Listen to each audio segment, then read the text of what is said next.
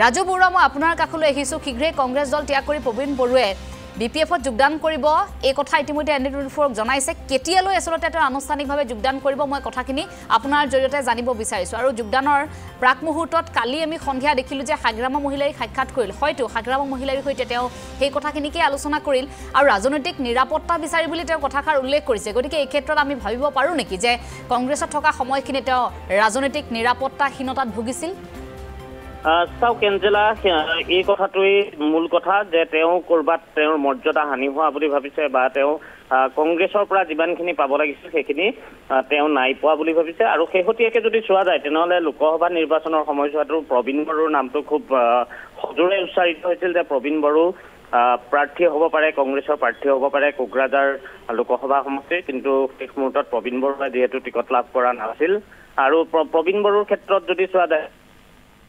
দান কৰাৰ পৰাই তেওঁৰ সৈতে যিখিনি কথা পাতিলো কিছু সময়ৰ পূৰ্বে যিহেতু ফোনযোগে কথা হৈছিলে কথা হওঁতে তেওঁ এই কথাটো উল্লেখ কৰিছে যে ইফালৰ পৰা চৰ এটা খাই সিফালৰ পৰা চৰ এটা খাই এনেকুৱা এটা ৰাজনৈতিক দলত থাকিব নোৱাৰি ৰাজনীতি আচলতে গতিশীল আৰু সেই গতিশীল ৰাজনীতিত গতিশীলতা বৰ্তাই ৰখা এজন ৰাজনীতিকৰ দৰকাৰ কিন্তু কংগ্ৰেছে প্ৰবীণ বড়োক তেনেধৰণে গতিশীল ৰাজনীতি কৰি থাকিবলৈ তেওঁ পৰিৱেশ দিয়া নাই বুলি তেওঁ উল্লেখ কৰিছে আৰু তেওঁ কৈছে যে স্থবিৰতা তেওঁৰ আহিছে তেওঁ কৈছে যে ৰাজনৈতিকভাৱে তেওঁ এলেহুৱা হৈ পৰিছে কংগ্ৰেছত থাকি গতিকে তেওঁ কিছু কাম কৰিব বিচাৰে আৰু এই ক্ষেত্ৰত কাম কৰাৰ সুযোগ তেওঁ ক'ত পাব সেই ক্ষেত্ৰত তেওঁ সুযোগৰ সন্ধান কৰিছে আৰু আপুনি কোৱাৰ ধৰণে কালি সন্ধিয়া যিহেতু তেওঁ বিপিএফ প্ৰধান হাগ্ৰামা মহিলাৰীৰ সৈতে তেওঁ সাক্ষাৎ কৰিছিল হাগ্ৰামা মহিলাৰ সৈতে বহিছিল গতিকে বিপিএফৰ প্ৰতি তেওঁৰ কিছু চফকোণ ইতিমধ্যে আছে তেওঁ সেই কথাও উল্লেখ কৰিছে অৱশ্যে তেওঁ কৈছে যে এতিয়ালৈকে সিদ্ধান্ত লোৱা নাই যে তেওঁ কোনটো ৰাজনৈতিক দলত যোগদান কৰিব কিন্তু তেওঁ এই কথাটো উল্লেখ কৰিছে যে তেওঁ কংগ্ৰেছ এৰিব তেওঁ কংগ্ৰেছ এৰাটো নিশ্চিত বুলি কৈছে আৰু তেওঁ লগতে এই কথা উল্লেখ কৰিছে যে আছুৰ পৰা অহা যিসকল নেতা সেই আছুৰ পৰা অহা নেতাসকলক কংগ্ৰেছে ধৰি ৰাখিব নোৱাৰে তেওঁ উদাহৰণ হিচাপে তেওঁ অপূৰ্ব ভট্টৰ নাম উল্লেখ কৰিছে অপূৰ্ব ভট্টাচাৰ্যক তেনেধৰণে কংগ্ৰেছে ধৰি ৰাখিব পৰা নাই বুলি তেওঁ উল্লেখ কৰিলে তাৰ লগতে যে শংকৰ প্ৰসাদ ৰায় যিগৰাকী বঙাইগাঁৱত তেওঁ নিৰ্বাচনো খেলিছিলে কংগ্ৰেছৰ পৰা কিন্তু কংগ্ৰেছে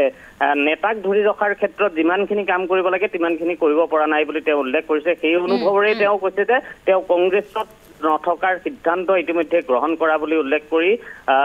খুব কম দিনৰ ভিতৰতে কোনটো ৰাজনৈতিক দলত তেওঁ যোগদান কৰিব নিশ্চিতভাৱে কালি সন্ধ্যাৰ ভাগত যিহেতু তেওঁ হাগ্ৰামা মহিলাৰীৰ সৈতে বহিছিলে আৰু সন্মুখত বিটিআৰৰ নিৰ্বাচন আছে গতিকে এই পৰিষদীয় নিৰ্বাচনৰ সন্মুখত বা পঞ্চায়ত নিৰ্বাচনৰ সন্মুখত আছে অৱশ্যে পঞ্চায়ততকৈ বিটিআৰৰ পৰিৱেশত যিহেতু বিটিআৰৰ কথাটো যদি চাওঁ তেনেহ'লে বিটিআৰ পৰিষদীয় নিৰ্বাচনৰ কথা আছে গতিকে সেই বিটিআৰ পৰিষদীয় যি নিৰ্বাচন সেই নিৰ্বাচনৰ পূৰ্বে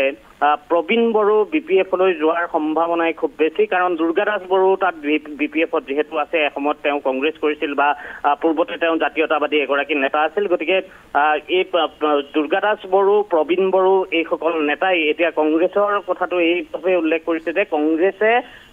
এনেধৰণৰ আঞ্চলিকতাবাদী ৰাজনীতিৰ সৈতে যিসকল জড়িত আছিলে এটা সময়ত সেইসকলক বিশেষকৈ সদৌ অসম ছাত্ৰ সন্থাত যিসকল এসময়ত আছিলে সেইসকল নেতাক ধৰি ৰখাত সক্ষম তেওঁলোক নহয় কংগ্ৰেছ নেতৃত্ব নহয় আৰু কংগ্ৰেছে যেনেধৰণৰ মৰ্যাদা দিব লাগে এগৰাকী নেতাক তেনেধৰণৰ মৰ্যাদা নিদিয়া বুলি প্ৰবীণ বড়োৱে উল্লেখ কৰিছে এঞ্জেলা হয় আমি ধন্যবাদ জনাইছো সবিশেষ জনোৱাৰ বাবে আছিল জ্যেষ্ঠ সাংবাদিক ৰাজু বৰুৱা তেওঁ ইতিমধ্যে উল্লেখ কৰিছে আচলতে ৰাজনৈতিক নিৰাপত্তাহীনতাত ভোগাৰ কথাষাৰ ইতিমধ্যে স্বীকাৰ কৰিছে ND24 সাংবাদিকৰ সন্মুখত সেই কথাখিনি প্ৰকাশ কৰিছে খুব সোনকালে হয়তো আনুষ্ঠানিকভাৱে দলত যোগদান কৰিব কিন্তু কি দলত যোগদান কৰিব সেয়া নিশ্চিত নহলেও কংগ্ৰেছ দল যে ত্যাগ কৰিব সেয়া খাটাং সেয়া ইতিমধ্যে তেওঁ নিশ্চিত কৰিছে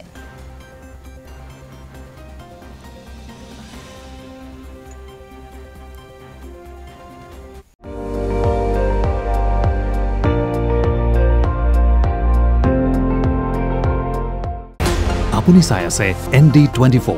সৰ্বশ্ৰেষ্ঠ নহয় সৰ্বোত্তমৰ দৌৰত